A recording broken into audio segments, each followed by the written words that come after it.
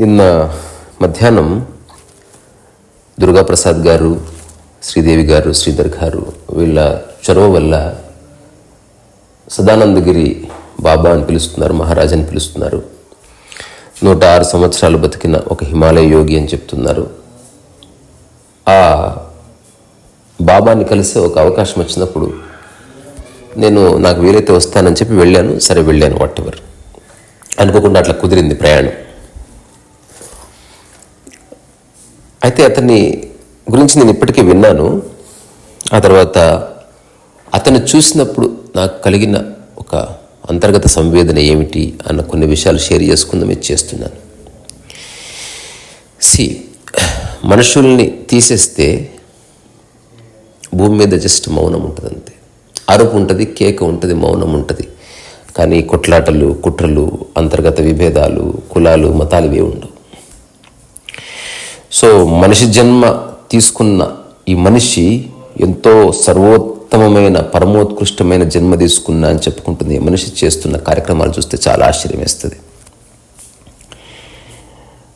పరమోత్కృష్టమైన జన్మ తీసుకున్న మనిషి ఎవరయ్యా అంటే అసలు మనిషి స్వభావం ఏంటో తెలుసుకున్నవాడు. అట్లాంటి వాళ్ళు చాలా అరుదు. ఒక రామకృష్ణ పరమహంస, ఒక రమణ మహర్షి, ఒక నీమ్కరులి బాబా, ఆనందమయిమ, లేకపోతే బొకుజు, బాయాజిద్, మార్పా, మిలరెప్ప, తిలోప, నరోప, అట్లాంటి ఒక పరంపర.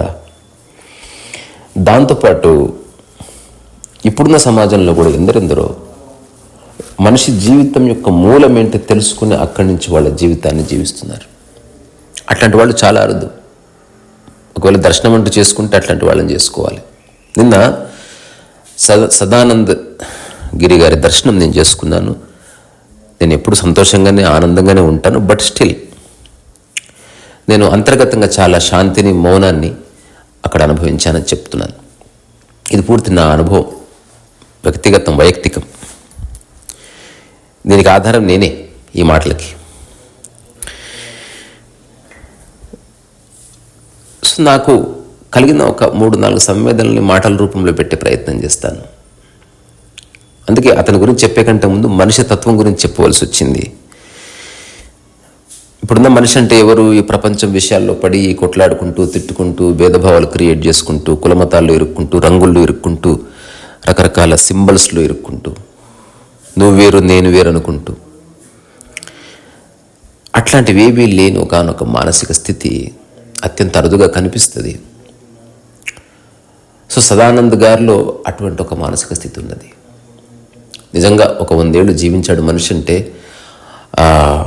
ఒక గొప్ప సంస్కరణ జరిగి ఉండాలి అంతర్గతంగా.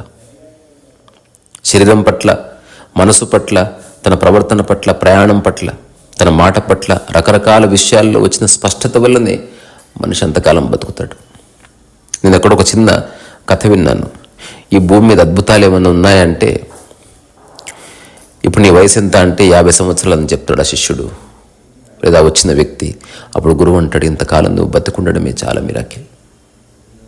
ఎంత ట్రాఫిక్, ఎన్ని ప్రమాదాలు, ఎన్ని కుట్రలు, ఎన్ని కుతంత్రాలు, ఎన్ని రాజకీయాలు, వీటన్నిటి మధ్యన నువ్వు బతుకున్నావు చూడు, అది అతి గొప్ప మిరాకిల్.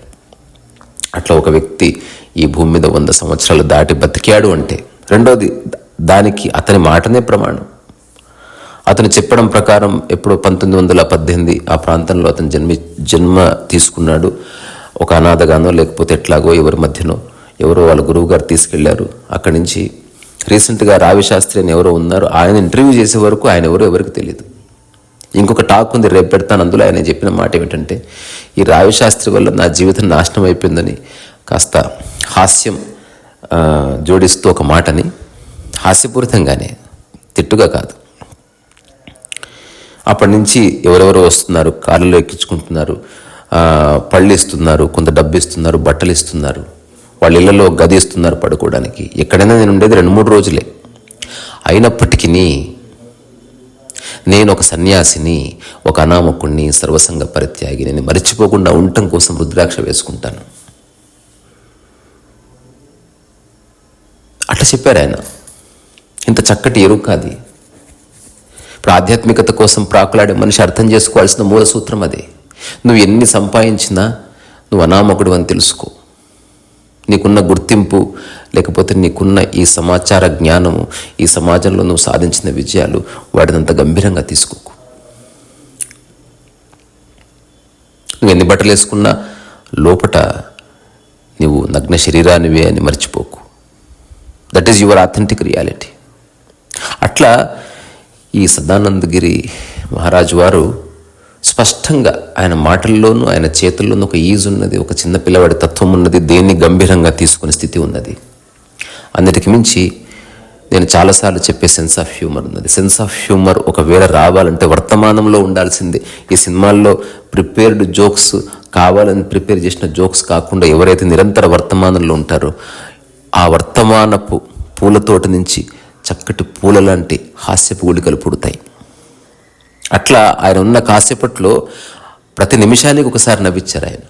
అసలు మాంసాహారం తినకూడదని చెప్పి సో మాంసాహారాలు క్షమించాలన్నాడు ఆయన. ఒక హ్యూమిలిటీ ఉంది. నేర్చుకోవాల్సిన విషయాలు పుష్కలంగా ఉన్నాయి. చక్కగా ఇంగ్లీష్ మాట్లాడుతున్నాడు, హిందీ మాట్లాడుతున్నాడు, తెలుగు మాట్లాడుతున్నాడు, స్థిరంగా కూర్చున్నాడు, అందరి దిక్కు చూస్తున్నాడు, ఎవరిని ప్రత్యేకంగా చూడడం లేదు, అందరినీ ఆశీర్వదిస్తున్నాడు. కానీ ఆశీర్వాదానికి తాను మాధ్యమంగా ఉన్నాడు. ఆ పరమాత్మతో ఆశీర్వాదం అని చెప్తున్నాడు. జస్ట్ ఆయురారోగ్యాలతో ఉండమని తను కోరుకుంటున్నట్టుగా చెప్తున్నాడు. There are many best things.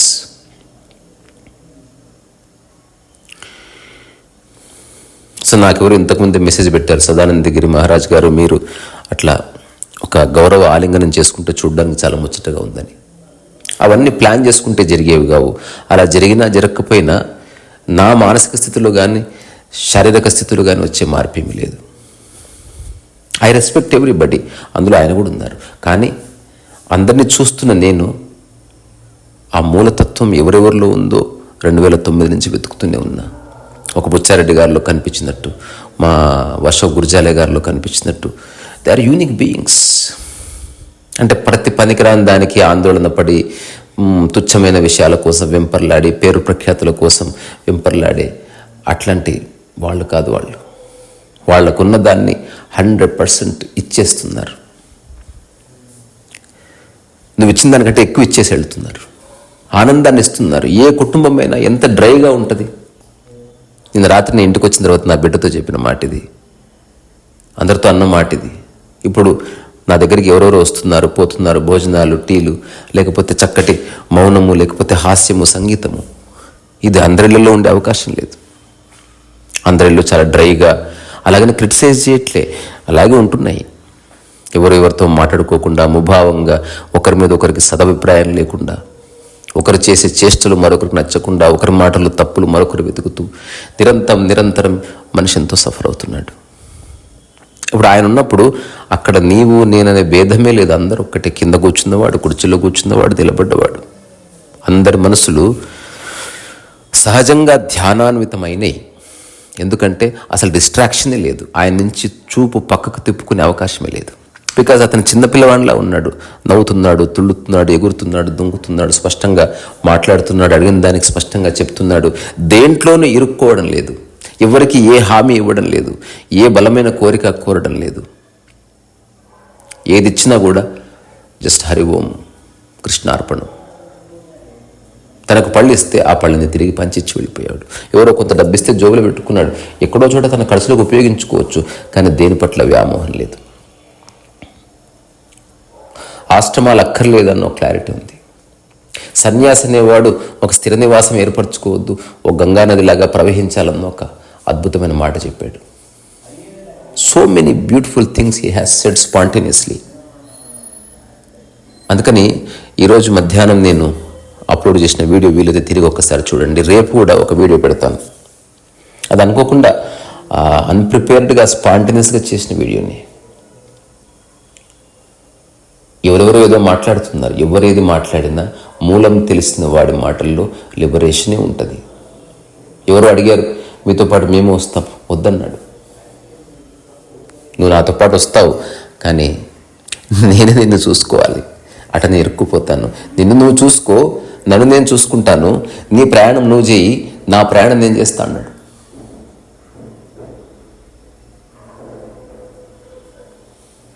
ఎక్కడా ఒక చోట స్థిరంగా నిలబడకుండా అట్లా ప్రవహిస్తూ అంతర్గత స్థిరత్వాన్ని పొందినవాడి యోగి. అట్లాంటి యోగి లక్షణం ప్రస్ఫుటంగా కనిపించింది. ఒకటి, నాకు ఎవరో పెద్ద ఆయన చెప్పిన మాట, అది నిరంతరం నా చెవుల్లో అట్లా వినిపిస్తూ ఉంటుంది. నీ వల్ల ఎవరికి లాభమున్నా లేకపోయినా నష్టం లేకుండా చూసుకో. ఈ ప్రకృతికి నీ వల్ల ఏ లాభమున్నా లేకున్నా ప్రకృతికి నష్టం లేకుండా చూడు. అట్లా ఈయన వల్ల లాభం ఉందో లేదో మొట్టమొదటి విషయం, నష్టమైతే లేదు. ఒకవేళ ఎవరైనా అర్థం చేసుకోవాలనుకుంటే అర్థం చేసుకోవాల్సిన జీవన సూత్రాలు ఉన్నాయి. ఆయన చెప్పిన మాటల్లో కాదు, ఆయనను చూస్తేనే తెలుస్తుంది. ఈ such a wonderful humble humorous person. ఆయన ఒక జోక్ చెప్పారు, అది రికార్డ్ అయిందో లేదో నాకు తెలీదు, బట్ చెప్తున్నాను. తెలుగులో చాలా చెబితే దానికి ఇంగ్లీష్లో ఒక్క పదంలో చెప్పవచ్చు, ఎవరన్నా చెప్పండి చూద్దాం అన్నాడు. అందరూ ఆశ్చర్యపోయి చూశారు. అందులో ఏమన్నాడు, ఒక అతను పైన నిలబడి చూస్తున్నాడు, కింద అమ్మాయి, ఒక అమ్మాయి వెళుతుంది. సో దీని మొత్తాన్ని కలిపి కింద నిలబడ్డది, ఆ పైనుంచి ఒక అతను చూస్తున్నాడు, దీన్ని అందరికీ కలిపి ఒక్క పదం చెప్పండి అన్నాడు. ఎవరు చెప్పలేకపోయారు. ఆ కాసేపు తర్వాత మీరే చెప్పండి. అందులో ఏదో శ్లేషం ఉంటుందని నాకు అర్థమైంది, బట్ అది స్ఫురించలే. అప్పుడు ఆయన ఏం చెప్పాడు, మిస్అండర్స్టాండింగ్ అన్నాడు. మిస్అండర్స్టాండింగ్ అంటే మిస్ అంటే అమ్మాయి, అండర్ అంటే కింద, స్టాండింగ్ కింద అమ్మాయి నిలబడ్డది. Sense of humour. జీవితాన్ని అర్థం చేసుకున్నవాడు తప్పకుండా సెన్స్ ఆఫ్ హ్యూమర్ని కలిగి ఉంటాడు. దానికి కారణం ఏంది? వర్తమానమే. దేని పట్ల గంభీరత లేకపోవడమే, జీవితాన్ని సిన్సియర్గా స్పృశిస్తూ పోవడమే, ఒక చల్లగాలి స్పృశించినట్టు. అట్లా సదానందగిరి మహారాజ్ ఎక్కడున్నా ఆయనకు ఒక్కటే. ఎందుకంటే ఆయన ఎవరితో ఏ బంధం పెట్టుకోవట్లే, ఎవరిని ప్రత్యేకంగా చూడట్లే, ఏది వెంట తీసుకుపోవట్లే, ఎవరు నా వాళ్ళు అనుకోవట్లే, అట్లాగే ఎవరు నా వాళ్ళు కాదు అని కూడా అనుకోవట్లే. అది అప్పుడే మానసికంగా కంప్లీట్ బంధరహిత స్థితి ఉన్నప్పుడే ఆ సహజ ఆనంద స్థితి ఎస్టాబ్లిష్ అవుతుంది. చివరిగా ఒక్క మాట, మనం ఎవరము? ఆనంద స్వరూపులము. అంటే ఏమిటి? నిరంతరం ఆనందం ఉండాలంతే. వచ్చేది వస్తుంది, పోయేది పోతుంది.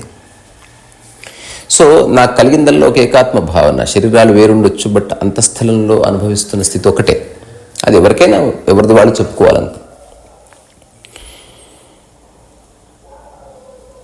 సో ఈరోజు పెట్టిన వీడియో వీలైతే ఒకసారి తిరిగి చూడండి, వినండి. ఊరికి రాత్రి పడుకుంటున్నప్పుడు. అంటే నేను ఏదో చెప్పానని కాదు, రేర్ బీయింగ్స్ కొందరు ఉంటారు. మనకు చాలామంది మనుషులు కనిపించవచ్చు, బట్ అన్ని సంవత్సరాలు జీవించి ఎక్కడెక్కడ తిరిగిందో ఆ శరీరం, ఎవరెవరిని కలిసిందో ఆ శరీరం, ఎన్ని ఆలోచనలు యవ్వనంలో ఉన్నప్పుడు ఎంత ఇబ్బంది పడిందో, ఎన్ని విషయాలు అర్థం చేసుకోవడానికి ఏడ్చిందో, ఎన్నిట్లు ఇరుక్కుపోయిందో, ఎన్నిటి నుంచి బయటకు వచ్చిందో, మెల్లమెల్లగా జీవితం జీవిస్తున్న కొద్దీ ఆ చిన్న స్ఫురణ కలిగింది. ఆ తర్వాత అక్కడి నుంచి ఒక కాంతి బయలుదేరింది. అది ఎవరో గుర్తించారు. అదొక యూట్యూబ్ ఛానల్ వాడా, ఎవరో అనవసరం, ఎవరో ఒకరి ఈ ప్రపంచానికి ఇతను ఉన్నాడు. ఓషో ఒక మాట చెప్పేవాడు. ఎవరో ఒక వ్యక్తి తన పూనా ఆశ్రమంలోకి ఒక ఫ్లవర్ తీసుకొచ్చాడు. ఆ ఫ్లవర్, ఒక్క ఫ్లవర్ కాస్ట్ 500 అప్పట్లో. అంటే ఇప్పుడు దగ్గర 5,000 రూపాయలు. ఓషో అనుకున్నాడంటే ఏముంది ఆ ఫ్లవర్లో. ఆ తర్వాత ఆ ఫ్లవర్ని చూడడానికి చాలామంది వచ్చేవాళ్ళంట. అట్లా ఒక బుద్ధుడిని చూడడానికి, ఒక రమణ మహర్షిని చూడడానికి, ఒక ఓషోని చూడడానికి, కృష్ణమూర్తిని చూడడానికి, అట్లా ఎవరైతే ఒక rare flowering, nothing but flowering అంటే ఏంది? ఏ బంధము లేకుండా ఓపెన్ అవ్వడం, తన యొక్క పూర్తి పొటెన్షియల్ని ఆవిష్కరించుకోవడం, తరతమ భేదాలు లేకపోవడం, భేదభావం లేకపోవడం, ఏ పని చేస్తున్నామో ఆ పని పట్ల పూర్ణ శ్రద్ధ ఉండడం, ఎవరి మీద ఏది రుద్దకపోవడం, దేని పట్ల వ్యామోహం లేకపోవడం, ఏది లాక్కోవాలనుకోకపోవడం, ఏది సొంతం చేసుకోవాలనుకోకపోవడం, ఈ అన్నిటి కలయికలో ఒక అద్భుతమైన పుష్పం గుబాళిస్తుంది. దాని సౌరభం ఎప్పుడో ఒకప్పుడు ఎవరో ఒకరు పీల్చుకుంటారు, అందులో ఏ సందేహం లేదు. అట్లా ఎవరో ఒక యూట్యూబ్ మిత్రుడు చేసిన చిన్న పని వల్ల హీఈస్ టచింగ్ మెనీ లైఫ్స్. ఒక యూనివర్సిటీలో ఒక ఫ్రెండ్ నాతో చెప్పిన మాట, నన్నే అడిగింది, నువ్వేం చేస్తున్నావో తెలుసా అంటే, ఏం చేస్తున్నాను అంటే, అప్పుడు తను నాకు చెప్పిన మాట అంటే, you are touching peoples lifes. నువ్వు చాలామంది జీవితాన్ని తాకుతూ వెళ్తున్నావు తెలుసా నీకు? నువ్వు నా జీవితాన్ని తాకేవన్నది. అప్పుడు చెప్పాను, నేను తాకానో లేదో బట్ నీ మాట నన్ను తాకింది. I see truth in it. అంతకుమించి ఇక్కడ ఏ పని లేదు. చాలామంది మహానుభావులు ఈ మనుషుల్లో మానవ జాతుల స్మృతి జాగరణ, అసలు నీవెవరో నీ మూలమేమిటో తెలుసుకొని చెప్పడానికి పుట్టారు. వాళ్ళ జీవితకాలం చెబుతూనే ఉన్నారు. వాళ్ళు అంతరించిపోయిన ఆ మాట సత్యము గనుక అది ఎవరెవరి నుంచో వస్తూ ఉంది, అట్లా అది కొనసాగుతుంది. వీళ్ళంత సత్యానికి ప్రతినిధులు, మన భారతదేశం యొక్క ఆత్మకు ప్రతినిధులు, ఆనందానికి అంబాసిడర్స్. వాళ్ళని చూస్తేనే తెలిసిపోతుంది, they are so damn at ease. నిరంతరం వాళ్ళ పనుల్లో చుట్టుపక్కల వాళ్ళని నవ్విస్తూ ఒక మంచి మాట చెప్తూ అట్లా ముందుకు వెళ్ళిపోతున్నారు. ఒక బరువు లేని స్థితి 100% అనుభూతి కలిగి తీరుతుంది. సో ప్రస్తుతానికి ఇంతే. ఇక్కడి నుంచే సదానందగిరి మహారాజ్ గారు అట్లాగే అతన్ని కలిసే ఒకనొక వాతావరణాన్ని క్రియేట్ చేసినటువంటి ఆ కుటుంబ సభ్యులు శ్రీదేవి గారు, లేకపోతే శ్రీధర్ గారు, దుర్గా ప్రసాద్ గారు, అట్లాగే నేను అక్కడికి వెళ్ళడానికి నాకు సహాయం చేసిన బాలాజీ కావచ్చు, నాతో పాటు వచ్చిన మా కన్నమ్మ అందరూ, అట్లాగే వింటున్న మీరు, ఈరోజు అప్లోడ్ చేసిన తర్వాత చూసిన కొన్ని వేల మంది, అందరం ఒక్కటే. అందరిలో ఉన్న మూలస్థితి ఒక్కటే. అవునన్నా కాదన్నా, నువ్వు ఒప్పుకున్నా ఒప్పుకోకపోయినా. సో అట్లాంటి అందరికీ ఇక్కడ శిరస్సు ఉంచి నమస్కారం చేస్తున్నా. నిజంగా ఆయన చెప్పిన మాట ఒక్కటి మీరు రాసి పెట్టుకుంది. మనం ఆనంద స్వరూపులం. ఆనందం రావాలంటే ఎవరిని తలకెక్కించుకోకండి. పనిని పూర్ణ శ్రద్ధగా చేయండి. ఫలితం పట్ల పెద్ద ఆసక్తి కనబరచవలసిన అవసరం లేదు. ఎలాగూ శ్రమ కరెక్ట్గా చేస్తే, కర్మ సరిగ్గా చేస్తే ఆటోమేటిక్గా ఫలితం వస్తుంది. సరే, ఫలితం వచ్చినా రాకున్నా నీ వల్ల ఎవరికి ఇబ్బంది లేకుండా, నీ మాట వల్ల ఎవరికి ఇబ్బంది లేకుండా, నీ చూపు వల్ల ఎవరికి ఇబ్బంది లేకుండా, నీ చేష్ట వల్ల ఎవరికి ఇబ్బంది లేకుండా జీవితాన్ని అట్లా జీవిస్తే అంతకు మించి మరేం అక్కర్లేదని చెబుతూ ఇక్కడి నుంచి మీ అందరిని సెలవు తీసుకుంటున్నారు ఈ సరస్వతి సార్.